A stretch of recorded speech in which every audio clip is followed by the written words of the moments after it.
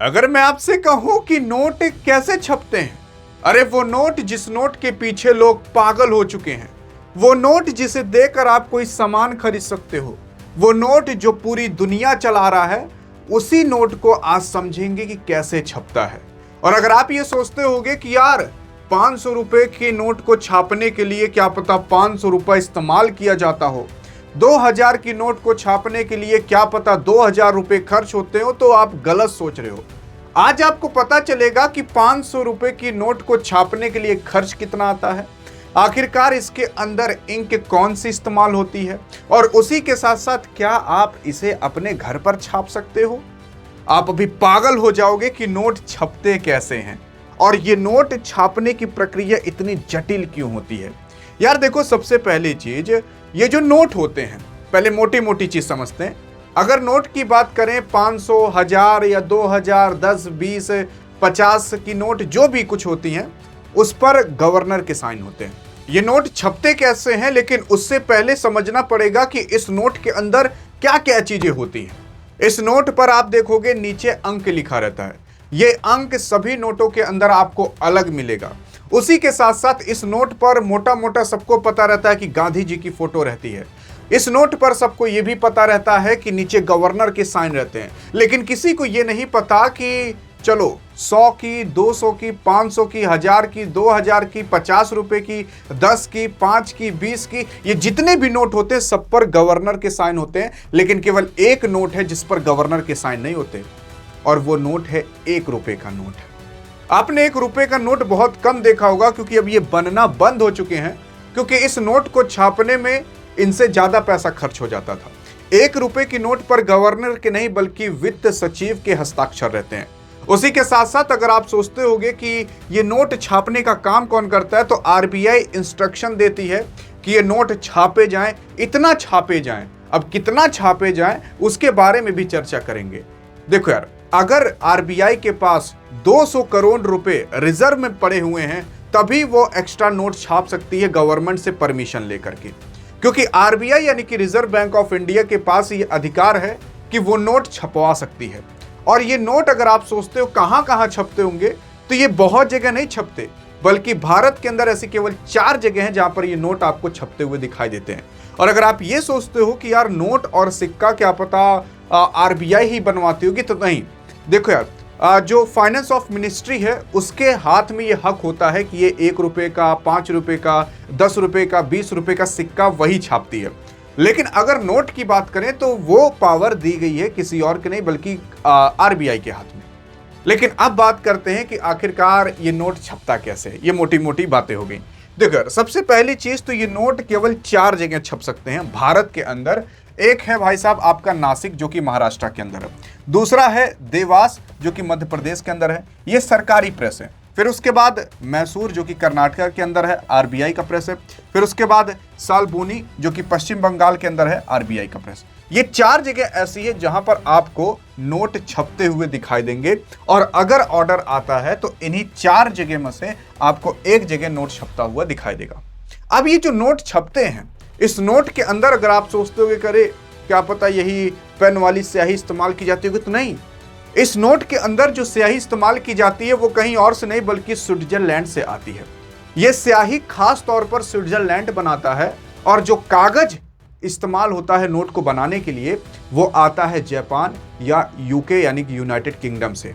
अरे यूके वही जहां पर लंदन उंडन है, इंग्लैंड है, उसी यूके की बात कर रहे हैं। वहां से ये कागज आते हैं और स्याही स्विट्जरलैंड से आती है। भारतीय सरकार सोच रही है कि वो कागज और वो स्याही हम अपने देश के अंदर बनाएं, नहीं पता लगा कभी जापान या यूके से लड़ाई हो गई और हम कागज मांगे, भैया कागजवा दे दो ताकि नोट बना ले, कहेंगे ना कागज ही नहीं देंगे, तो भारत अपने देश के अंदर नोट बना ही नहीं पाएगा। इसलिए भारत चाह कर भी जापान और यूके से नहीं लड़ेगा, क्योंकि वो लोग अगर कागज बंद कर दिए तो भारत नोट ही नहीं छाप पाएगा।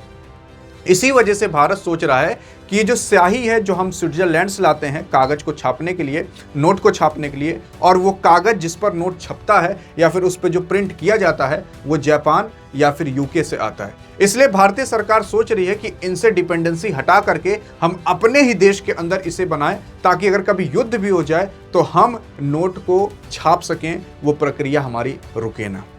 और उसी के साथ साथ ये जो स्याही बनती है, ये आप स्याही घर पर बना ही नहीं सकते, जिसकी वजह से तुरंत पकड़ लिया जाएगा कि आप नोट गलत छापे हो या फिर ये नकली नोट है। ये स्याही को बहुत जटिल रूप से बनाया जाता है, इतना जटिल रूप से कि स्विट्जरलैंड खुद देश को सिक्योरिटी देता है कि हम केवल ये स्याही आप ही को देंगे और बाकी किसी को नहीं देंगे। इस तरीके से सिक्योरिटी प्रोवाइड रहती है। अगर आप सोच रहे हो कि आप और हम जाएं और खूब पैसा दें, हे भाई यही स्याही दे दो, तो वो स्याही मिलेगी भी नहीं आपको। वो सिक्योरिटी प्रोवाइड रहती है देश को कि ये स्याही केवल इसी देश को मिलेगी।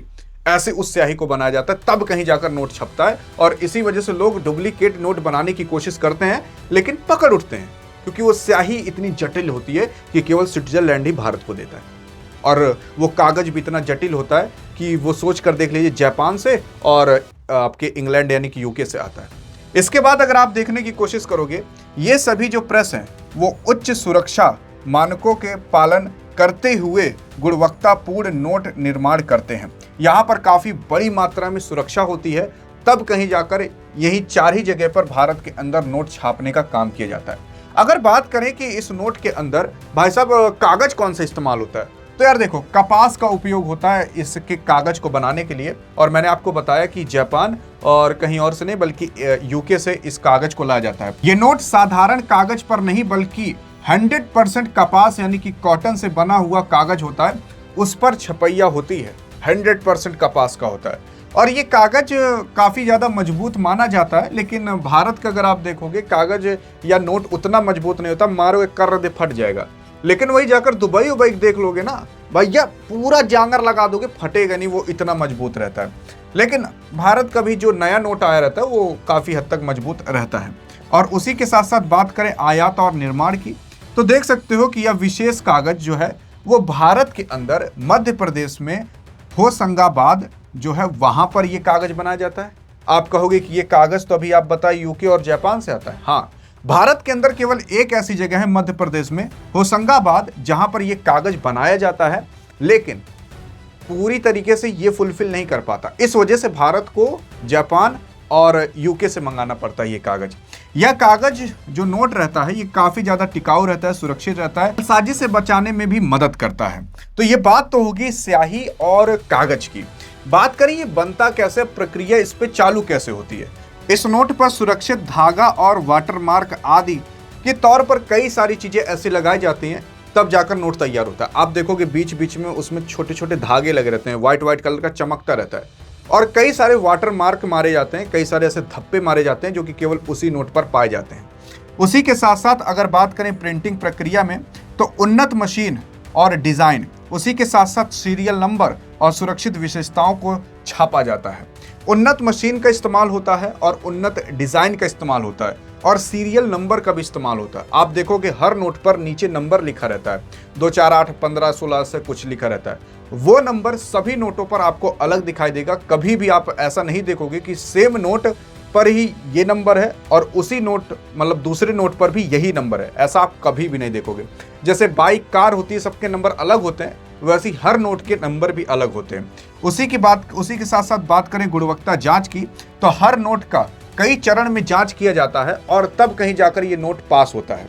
और अगर मान लेते हैं कि ये नोट की जांच की जाए, मान लेते हैं नोट बनाकर तैयार हो गया, तब उस नोट को मशीन में डाला जाता है। मशीन पूरा जांच पड़ताल करती है, अगर इतना सा भी कहीं गलती निकल गया तो उसे रिजेक्ट मार दिया जाता है। और रिजेक्ट मारने के बाद आरबीआई उसका इतना ज्यादा चुरमुरा बना देती है कि उसको कभी कोई टेप से या किसी गोंद से जोड़ भी नहीं पाएगा, क्योंकि अगर वो नोट कोई पा गया तो आराम से मार्केट के अंदर चला सकता है, क्योंकि उसमें छोटी सी कहीं गलती रहेगी तो आदमी नॉर्मली वैसे पकड़ भी नहीं पाएगा। इसी वजह से उस कागज को पूरी तरीके से नष्ट कर दिया जाता है। और फिर अगर आप देखने की कोशिश करोगे, जो नोट सही सलामत बचे रहते हैं उनकी पैकिंग की जाती है और तब वो पैक होकर आप देखोगे गाड़ियों में भर करके बैंक के अंदर और एटीएम के अंदर ट्रांसफर कर दिया जाता है और उससे नॉर्मल पब्लिक तक पहुंच जाता है। तो ये हमने समझ लिया मोटा मोटा चीज, लेकिन अब अंदर क्या होता है फैक्ट्री के, उसको समझने की कोशिश करते हैं।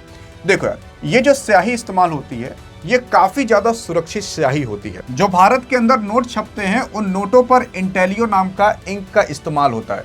ये इंक अगर आप नोट पर देखना चाहते हो तो नोट पर आपने गांधी जी की फोटो देखी होगी जो उभरा हुआ दिखाता है, तो वो इंटेलियो इंक से ही बना होता है। ऐसी मतलब कई अन्य प्रकार की इंक का भी इस्तेमाल होता है जिसका अलग अलग काम होता है। जैसे अगर आप देखोगे कि इस तरीके से तो गांधी जी की फोटो दिखती है, नॉर्मल देखोगे नहीं दिखेगी, ऐसे लाइट में करके देखोगे दिखेगी, उसके लिए अलग स्याही इस्तेमाल होती है।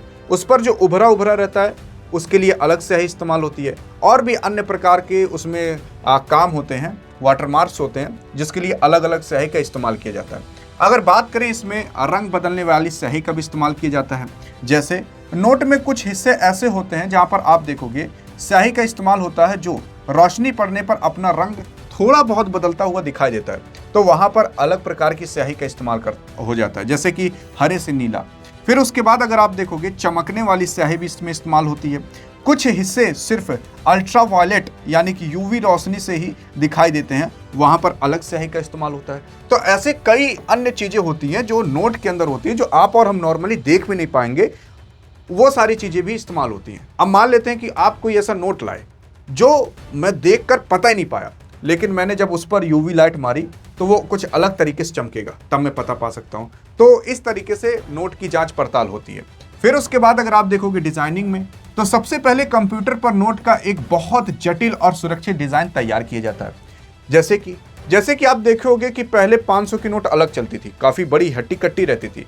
अब वही नोट उतना ही उसका वैल्यू है, लेकिन वो थोड़ी छोटी हो चुकी है। तो उसका जो डिजाइन होगा वो कंप्यूटर पर बहुत जटिल बनाया गया होगा कि उसको नॉर्मल आदमी बना ही ना पाए। फिर उसके बाद ऑफसेट प्रिंटिंग होती है। नोट की जो पृष्ठभूमि यानी कि बैकग्राउंड होता है, उसको भाई साहब बेस मशीन पर छापा जाता है। इस तरीके की मशीन होती है, उसके अंदर उस कागज को डाला जाता है और वो फिर छाप कर निकालती है, क्योंकि वही डिजाइन जो कंप्यूटर पर तैयार किया गया वो मशीन में डाला जाता है और फिर वो नोट पर छपना चालू होती है। और इंक तो मैंने बता ही दिया कौन सी इंक, और वो इंक आती है स्विट्जरलैंड से। फिर उसके बाद कोई और नहीं बल्कि इंटेलियो जो प्रिंटिंग होती है वो चालू होती है। जैसे मुख्य डिजाइन गांधी जी की तस्वीर, जो मैंने बताया ना, इंटेलियो जो स्याही होती है उसका इस्तेमाल होता है, उससे गांधी जी की तस्वीर छापी जाती है, मुख्य डिजाइन छापी जाती है जो उभरा हुआ दिखाए। उसी के साथ साथ अन्य महत्वपूर्ण हिस्से भी इसको उभार कर दिखाने का काम करते हैं, जो इंटेलियो इंक होती है। आप कभी नोट को छुओगे ना, कहीं कहीं आपको उभरा उभरा दिखेगा, वहां पर कोई और नहीं बल्कि इसी इंटेलियो इंक का इस्तेमाल होता है। ये इंक खास तौर पर होता है, और अगर नोट कभी आप छू कर देखो तो आपको कहीं कहीं उभरा दिखाई देगा, वो इसी इंक के कारण होता है।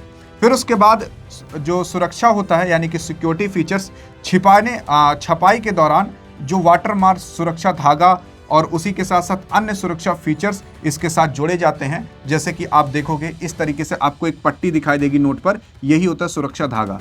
इस पर भी अलग अलग कलर, अलग अलग प्रकार के कलर लगे होते हैं, वो भी अलग अलग चीजें दर्शाते हैं, और ये भी एक सिक्योरिटी होता है। मतलब इतनी सारी चीजें एक नोट के अंदर रहती हैं। लेकिन आप सोचते हो कि भैया इतना सारा काम करने में, एक नोट को बनाने में कम से कम 100 रुपये, 200 रुपये या 1000 रुपये का तो खर्च आता होगा। अब आप खुद सोच कर देखिए कौन सा ये सेंस निकलेगा कि आप 500 रुपये की नोट छाप रहे हो 1000 रुपये खर्च करके। इससे बढ़िया नोटें मत छापो। तो एक नोट को छापने का कितना खर्च आता है उसके बारे में भी चर्चा करेंगे, लेकिन उससे पहले ये देख लेते हैं। ये जो विशेष स्याही का इसमें इस्तेमाल किया जाता है नोटों में, वो आम जनता के लिए किया जाता है, ताकि आम जनता नॉर्मली पहचान सके। आप नकली नोट देखोगे और फिर उसको छुओ, असली नोट छुओ, इस तरीके से उसे रगड़ोगे तो आपको साफ पता चल जाएगा कि ये असली नोट है कि नकली नोट है। बस मैंने जितना बताया, अगर आप इतना ही ध्यान में रखते हो। लेकिन अभी बहुत सारी ऐसी जानकारियां जो मुझे अभी आपको बताना है। जैसे कि आप देख सकते हो, छपाई के बाद हर नोट पर एक सीरियल नंबर डाला जाता है, और ये सीरियल नंबर मैंने आपको बताया कि हमेशा अलग अलग होता है। लेकिन उसी के साथ साथ ये जो नोट होता है, इसकी कटिंग भी काफी सटीक की जाती है मशीन के माध्यम से, कि हल्का सा भी इधर उधर ना हो पाए, तब कहीं जाकर एक नोट तैयार होता है। लेकिन अगर आप ये सोचते हो कि ये सारी जानकारियां आपको मिल जाया करें, तो आपके खास तौर पर आपकी डिमांड पर हमने यार डिस्क्रिप्शन में व्हाट्सएप चैनल का लिंक डाल दिया है। ये सारी जानकारियां हम वहां पर भी दे देते हैं। लेकिन अगर आप सोचते हो कि आखिरकार ये सारी जानकारियां हमें भी मिल जाया करें, अरे तो मिल जाएंगे आपके लिए, और खास तौर पर आप ही के लिए भाई साहब डियर गुरु नाम का व्हाट्सएप चैनल भी बना दिया है। जिस नाम से ये यूट्यूब चैनल डियर गुरु है, उसी नाम से आपके लिए व्हाट्सएप चैनल बना दिया गया है। अगर आप देखने की कोशिश करोगे तो यहाँ पर आपको सारी जानकारियां पहले ही मिल जाया करती हैं। जो चीजें यूट्यूब पर नहीं कवर हो पाती, वो मैं आपको व्हाट्सएप पर जागरूक कर देता हूं, ताकि कोई भी जानकारी आपसे छूटे ना। बस मकसद ये है। तो डिस्क्रिप्शन में लिंक है, जाकर आप फॉलो कर सकते हो अगर आप यूट्यूब पर देख रहे हो। और उसी के साथ साथ ये फ्री ऑफ कॉस्ट है, 1 रुपया भी नहीं लगेगा, सारी जानकारियां आपको वहां पर प्रोवाइड करा दी जाएंगी। लेकिन अब सवाल ये उठता है कि यार चलो, एक नोट को बनाने में खर्च कितना आता है, पहले वो देख लेते हैं। देखो यार, अगर 10 रुपए की नोट छापना है ना, तो उसके लिए आपको करीब 1 रुपए का खर्च आता है, 96 पैसे का लगभग खर्च आता है। अगर आपको 20 रुपए की नोट छापनी है तो लगभग 0.95 पैसे का खर्च आता है। अगर आपको 50 रुपए की नोट छापनी है तो 1.3 रुपए का खर्च आता है। आपको 100 रुपए का नोट छापना है तो 1.77 रुपए का खर्च आता है। अगर आपको 200 रुपए की नोट छापनी है तो आपको 2.37 रुपए का खर्च आता है। अगर आपको 500 की नोट छापनी है तो 2.29 रुपए का खर्च आता है। पहले ये खर्च ज्यादा हुआ करता था। ज्यादा का मतलब कितना ज्यादा? अरे तो पहले 3-3 रुपया लग जाता था, 4-4, 5-5 रुपया लग जाता था, क्योंकि तब नोटें बड़ी हुआ करती थी। 1-1 हजार की नोट भैया जैसे लगता था हाईकार्ड है एकदम। 500 की नोट भी भाई साहब काफी बड़ी होती थी पहले, लेकिन अब घुचुन्नी से आ गई हैं, तो उसमें कागज स्याही कम इस्तेमाल करना पड़ता है और इसी वजह से उसमें खर्च कम लगता है। लेकिन आप देखते होगे ना, अब 500, 200, 100 रुपए की नोट ज्यादा चलती है। ये 10-20 रुपए की नोट भी अब बहुत कम ही मिलती है। क्यों? क्योंकि यार अगर आप 10 रुपए की नोट एक ठो छाप रहे हो तो आपको 1 रुपए का करीब खर्च आ जाता है। 3 ठो छाप दोगे तो आपको लगभग 3 रुपए करीब खर्च आ गया। लेकिन उसी 3 रुपए में यार आप एक 500 रुपए की नोट छाप सकते हो। तो झूठे क्यों पैसा ज्यादा खर्च करना 10 रुपए की नोट छाप करके? मतलब अगर आपको ये छापना है 500 रुपए 10-10 करके, तो आपको कम से कम 50 रुपए खर्च करने पड़ेंगे, तब कहीं जाकर आप 10-10 की नोट 500 रुपए के बराबर छाप पाओगे। और इसी वजह से 10 रुपए की नोट अब थोड़ा कम छापा जाता है। और 1-2 रुपए की जो नोट पहले मिलती थी ना, अब वो तो छापना ही बंद कर दिए, क्योंकि 1 रुपए की नोट छापा जा रहा है, 1-2 रुपए उसमें खर्च ही हो जा रहा है, तो क्या मतलब है। उसी के साथ साथ दुनिया में सबसे पहली कागजी नोट जो थी वो 7वीं शताब्दी में चीन में छापा गया था। और जबकि भारत में पहली नोट 1928 नासिक यानी कि महाराष्ट्र में जो करेंसी नोट प्रेस था वो छापा था। भारतीय रिजर्व बैंक ऑफ इंडिया यानी कि आरबीआई द्वारा जो विभिन्न मूल्य वर्ग के एक नोट को छापने की अनुमति लागत अलग अलग होती है। और उसी के साथ साथ अगर आप देखोगे तो भारत के अंदर केवल ही 4 जगह हैं जहां पर ये नोट आपको छपते हुए दिखाई देंगे। तो आई होप आपको पता चल जा चुका होगा कि एक नोट को छापने में कितना खर्च आता है। आपको पता चल गया होगा कि आखिरकार छपता कैसे और बैंक तक पहुंचता कैसे है, स्याही कौन सी इस्तेमाल होती है, कागज कौन सा इस्तेमाल होता है, ये कहां से आता है, और कौन सी नोट छपना चालू हुई है और कौन सी नोट छपना बंद हो चुकी है। पहले कितना खर्च लगता था नोट को छापने में, अब कितना खर्च लगता है। और अगर ये सारी जानकारी जान करके अच्छी लगी हो तो एक लाइक तो बनता है। बाकी यहाँ अधिक जानकारी चाहिए तो डिस्क्रिप्शन व्हाट्सएप चैनल का लिंक है, नहीं तो इस वीडियो में तो मिलेंगे। तब तक के लिए जय हिंद, जय भारत।